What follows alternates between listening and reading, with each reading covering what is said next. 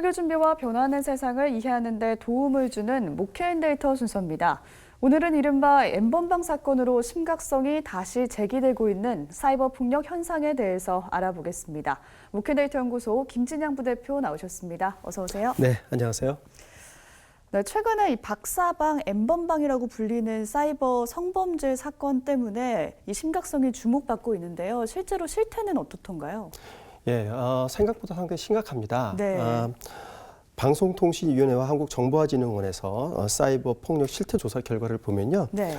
학생하고 성인을 좀 나눠서 보겠는데 학생의 경우에는 사이버 폭력으로 피해를 입었다 하는 비율이 19%로 나타납니다.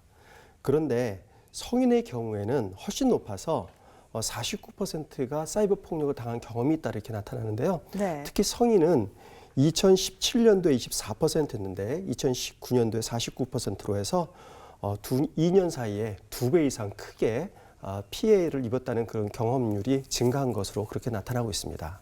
우리가 오늘 나눌 이 사이버 폭력이 지난주에 우리가 다뤘던 악플도 포함이 되고 또 성범죄도 포함이 되잖아요. 네. 정말 많은 범주를 포함하는 것 같은데요. 이 사이버 폭력을 저지르는 가해자, 어떤 사람들인가요? 예, 사이버 폭력을 저지른 가해자들은 내 주변에서 나하고 알고 있는 사람들의 비율도 상당히 높습니다. 네. 학교의 친구나 선후배, 평소 알고 있던 사람, 이런 사람들의 비율이 한 60%, 70% 차지하고 있고요.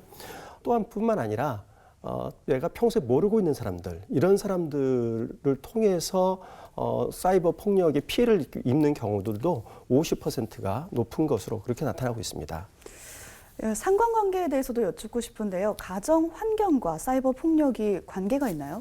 네, 관계가 있는 것으로 그렇게 나타났습니다. 학생 같은 경우에 부모와 자녀 간의 상호작용을 좀 많이 하는 경우, 네. 이런 경우에 사이버 폭력을 가해한 비율이 17%로 나타나는데요. 네. 부모와 자녀 간의 상호작용을 적게 한 집단에서는 사이버 폭력을 가한 경험률이 27%로 해서 한 10% 높게 나타나고 있습니다. 근데 이런 결과는 학생뿐만 아니라 성인도 마찬가지입니다. 가족들하고 좀 더 많은 대화와 상호작용을 하는 경우에는 사이버 폭력을 저지르는 비율이 낮게 나타나고 있죠. 네. 근데 이렇게 가족과의 상호작용이라는 거는 그 자체로도 중요하지만 이런 공동체 내에서 상호작용은 그 사람의 어떤 사회적 공감 능력 그리고 다른 사람을 이해하려는 능력과 또 자기 자신의 자아 존중과 이런 데 영향을 미치는 겁니다. 네. 그래서 다른 사람에 대한 공감 능력이 떨어지거나 또한 자기의 자아 존중감이 좀 떨어지는 사람들, 이런 사람들이 사이버 폭력을 많이 일으키는 것으로 그렇게 조사되었습니다. 그렇게 사이버 폭력을 당하고 나면은 피해자 입장에서는 복수심이 생기고 할 텐데 그렇게 복수심으로 또 다른 악행을 하면은 악순환이 계속되는 거잖아요. 그렇죠. 이 피해자들의 반응은 어떻던가요? 네, 이번 조사 결과를 보면요. 사이버 폭력을 당했을 경우에 상대방에게 복수를 하고 싶은 마음이 일어난다 하는 비율이 학생은 36%, 성인은 43%로 네. 상당히 높게 나타나고 있습니다. 그러니까 사이버 폭력을 당한 사람들이 또 다른 사람에게 사이버 폭력을 할 가능성이 매우 높다고 보여지는 거죠.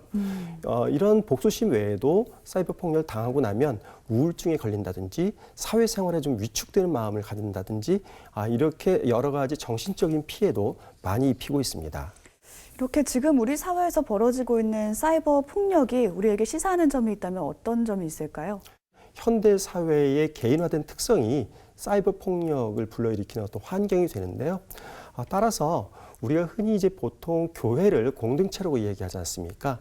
그래서 각 개인들이 교회에 와서 그런 공동체적인 훈련을 받고 공동체 속에서 자기 자신에 대한 긍정적인 자아와 다른 사람에 대한 자아 존중감을 배우는 것들이 사이버 폭력을 낮추는데 많이 도움이 되는 그런 일이라고 보겠습니다. 교회가 이런 점에서 사이버 폭력을 줄이는 데 기여할 수 있는 점이 있다고 저희가 볼 수 있습니다. 우리 교회가 공동체를 만들어가는 데 조금 더 집중을 한다면 조금씩 이 사이버 폭력 문제도 해결되지 않을까 희망을 가져봅니다. 오늘 말씀 여기까지 듣겠습니다.